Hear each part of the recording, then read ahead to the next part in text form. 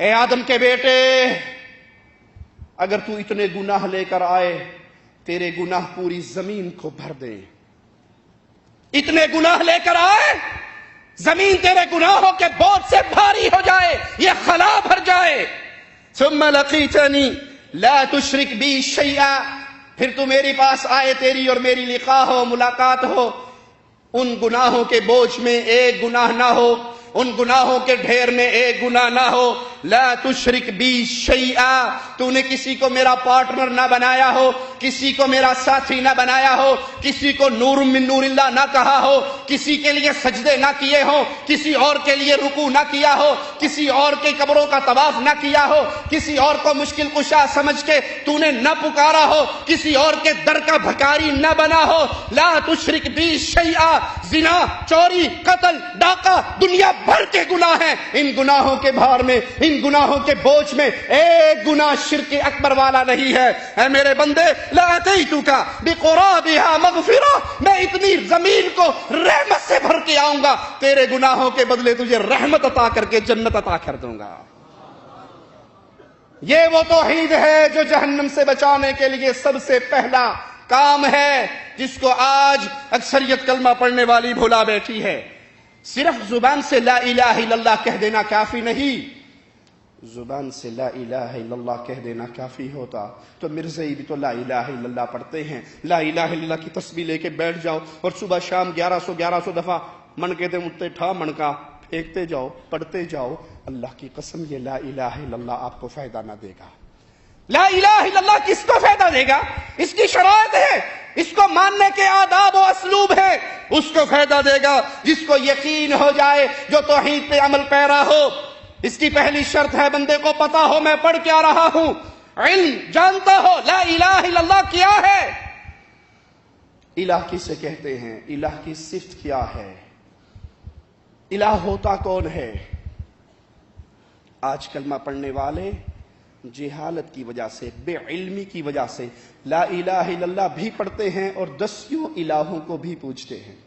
لا الہ الا اللہ بھی پڑھ رہا ہے، گلے کے اندر اس نے بابا جی کی گھنگرو، سپی، موتی، لوہے کا ٹکڑا، چمڑے کا ٹکڑا وہ بھی ڈالا ہوا ہے۔ لا الہ الا اللہ بھی پڑھ رہا ہے، ہاتھ میں اس نے کڑے بھی پہنے ہوئے ہیں۔ لا الہ الا اللہ بھی پڑھ رہا ہے، امام ضامن بھی باندھا ہوا ہے۔ لا الہ الا اللہ بھی پڑھ رہا ہے، گاڑی کے اندر جوتی، گاڑی کے آگے جوتی بھی لٹکائی ہے۔ لا الہ الا اللہ بھی پڑھ رہا ہے، اس نے اپنے مکان کی چھت پہ کالی ہنڈیا بھی رکھی ہے۔ لا الہ الا اللہ بھی پڑھ رہا ہے، اور جہاں سبز چادر دیکھتا ہے، جہاں کالا جھنڈا دیکھتا ہے، فوراً گھٹنوں کے بل زمین پہ گر کے خاک آلود ہوتا ہے۔ لا الہ الا اللہ بھی پڑھتا ہے، اور تکلیف آنے پہ یا علی مدد کے نعرے بھی لگاتا ہے، یا لا الہ الا اللہ بھی پڑھتا ہے۔ بیٹا مل جائے تو پیرا دیتا، پیر بخش، نبی بخش، علی بخش، ولی بخش نام بھی رکھتا ہے۔ اللہ کی قسم اس نے لا الہ الا اللہ کے معنی کو جانا ہی نہیں ہے، یہ جاہل ہے لا الہ الا اللہ کے معنی سے۔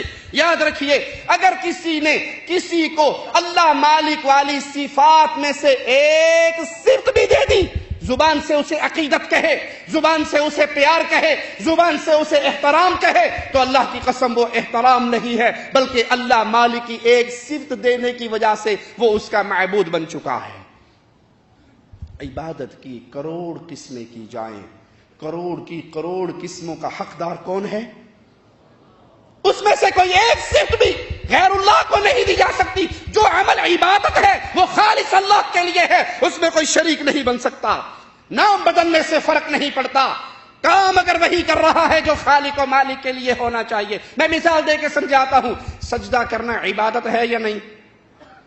سجدہ کرنا عبادت ہے۔ واسجد واقترب، سجدہ کر اللہ کے قریب ہو جا۔ پیارے حبیب محمد الرسول اللہ صلی اللہ علیہ وسلم فرماتے ہیں، بندہ رب کے سب سے زیادہ قریب سجدے کی حالت میں ہوتا ہے۔ دنیا والوں، اگر یہ سجدہ عبادت ہے، ہم اللہ کے لیے نماز پڑھتے ہیں، سجدہ کرتے ہیں تو اللہ کی عبادت کرتے ہیں۔ آج یہی سجدے قبروں پہ ہو رہے ہیں، پیروں پہ ہو رہے ہیں۔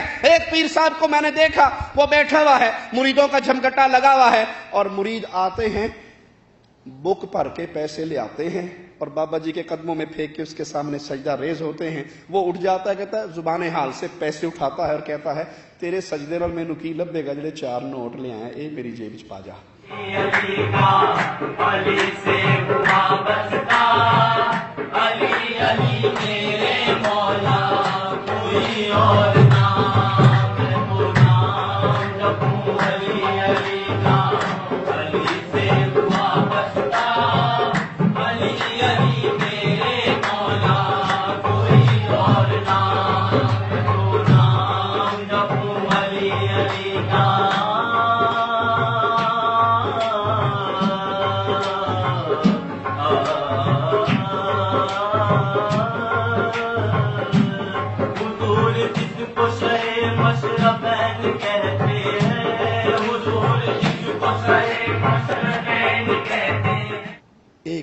آتا ہے مرید اور اس کے قدموں میں سجدہ کرتا ہے اور اس کو پیسوں کی نیاز دیتا ہے. اب یہ طاغوت، یہ مجرم، یہ ظالم جو اپنے سامنے سجدے کروا رہا ہے، اور یہ جوہال جو اس کے سامنے سجدہ ریز ہیں، یہ ان کو اپنا الہ بنا بیٹھے ہیں. یہ اس پیر کو، اس بابے کو، اس حضرت کو عقیدت کے نام پہ الہ بنا بیٹھے ہیں، کیونکہ سجدہ حق تھا کہ صرف اللہ کو کیا جائے. اگر وہ غیروں کو کیا جاتا ہے تو یہ غیر پیر نہیں رہا، اس سجدہ کرنے والے کا الہ بن گیا.